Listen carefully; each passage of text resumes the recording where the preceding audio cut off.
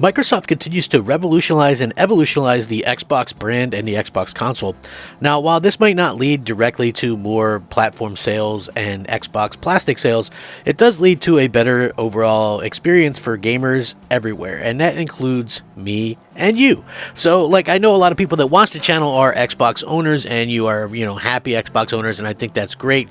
Clearly, when we look at the way that Microsoft is doing things, they set themselves up into such a way that they are very much involved in the day-to-day kind of aspects of everything. But they made it so that, whereas in the past, people really had to sort of live and die by how much plastic they sold, how many consoles they sold, right? This was like the old Xbox 360, PS3 way of thinking, that type of era, and that was fine for back then. Clearly, there had to be a way to go about it, because think about this for a second, and I'm not really knocking PlayStation here, but I'm just being honest. Now, PlayStation has kept the same amount of players pretty much, and they always have the same customers, right? So they always sell in that 100 million, 120 million range. They're not growing. That's the sad fact of the matter. And in any business, you have to grow. This is why Sony is now frantically restructuring, trying to get, games that are more live service based, trying to get games that are, that are appealing, that are going to give them lasting recurring income, because even though they have those single player games and they seemingly sell 5 million copies in 48 days or whatever it is, right, at some point those things start off really high and then it's just a steady drop. They never go up again, right? Whereas if you have a live service game, you can continually grow and get money more and more as the days and weeks and months go by, right? That's why you want to do live service games. Now, you don't want to all do that, because obviously you've built your bread and butter on these single player games, so they'll probably do both. But also, you can get an extra revenue from these games by putting your games on PC. You can also, you have to expand out into mobile. This is why what Microsoft was talking about when saying, hey, to be viable, you need to have more than just this one stream. So look, Microsoft next year will be launching Call of Duty Mobile, and that's probably going to be huge and have hundreds of millions of downloads and all this kind of stuff. This is, just a cog in the machine of Xbox. That's part of Xbox, right? Like, people don't realize it. It doesn't mean Xbox isn't going to get exclusives. It doesn't mean that, they've given up on the console itself. Why would they? And I've mentioned this numerous videos as well. They're not going to give up Xbox, right? Believe it or not, Xbox One ended up selling okay, almost 60 million units. That's not bad. When you look at what happens with your own box, when you're making your own box, you get 100% of the digital profits for any games that you sell.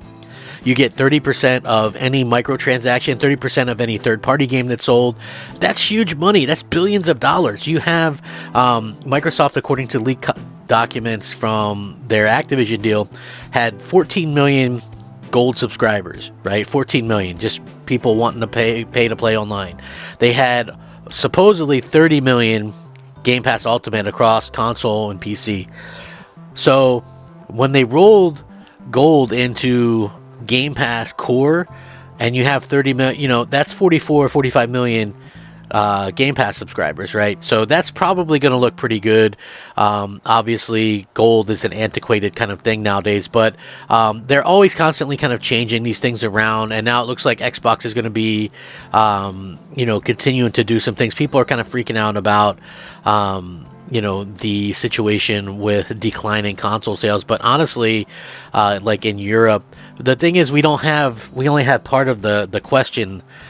You know what I mean? Like, how can we form an answer when you only have part of the question? It's very interesting to say that. But anyway, for months now, Microsoft has switched gears from console sales focused instead on services, player engagement, and running a healthy business with Xbox. And comments from the team themselves is indeed good. Despite not always translating directly into console sales, the recent figures do look stark based on direct competition to like Sony.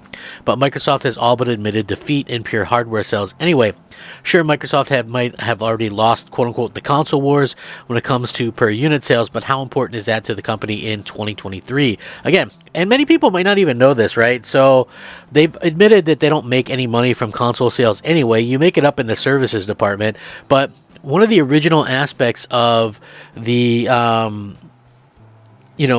the aspects of the success of Xbox or whatever, with the original Xbox, they even flirted around the idea of giving away the original Xbox, because you were never going to recoup that money anyway, and the best thing that you could do is make the money back in the sales of games and things like that. And I think that's probably where some of this stuff kind of comes from. It's like, no company is really making a boatload of money from their hardware. Maybe Nintendo, I don't know, but the fact that Nintendo is selling those Switches that are like, man, I don't know how old that hardware is, but for $350 is absolutely crazy. I mean, those things probably cost like $50 to make. But again, we'll have to see what happens in the long term. But again, we'll have to see how this kind of all leads. But Microsoft has been very upfront, and very much kind of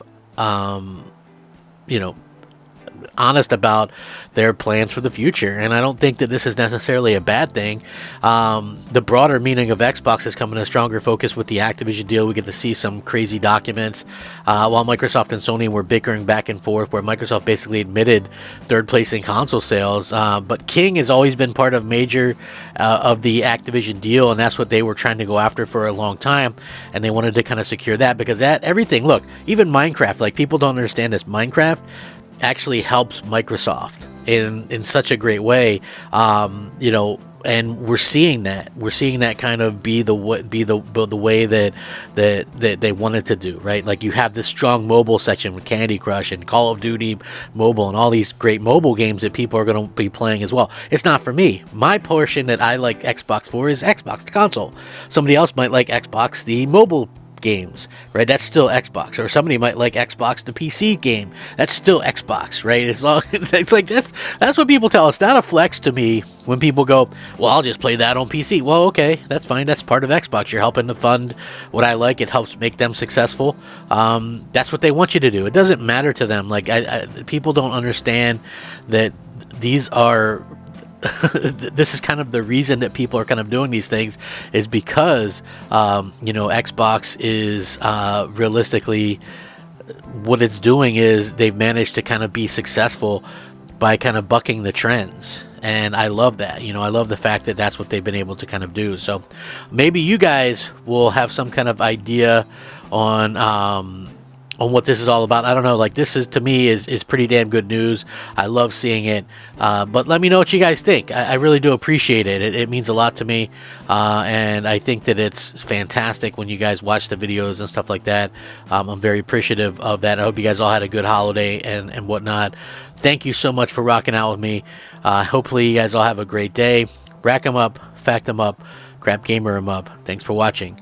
Crap Gamer out.